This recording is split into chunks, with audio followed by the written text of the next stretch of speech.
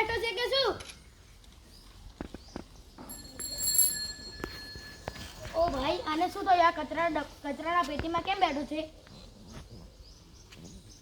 બેઠો બેઠો જુઓ બેઠો બેઠો કચરાના ડબ્બામાં બેઠો બેઠો બેઠો બેઠો જુઓ બેઠો બેઠો કચરાના ડબ્બામાં બેઠો બેઠો.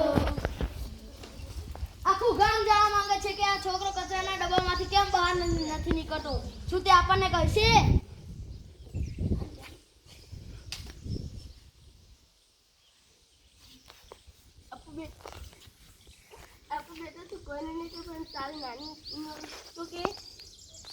નાની આ બધા મારી વાતને સમજતા જ નથી, કારણ કે લીલો અને સૂકો કચરો એક ડસ્ટબિનમાં નાખે તો મારું ભવિષ્ય પણ કચરામાં જ જાય ને.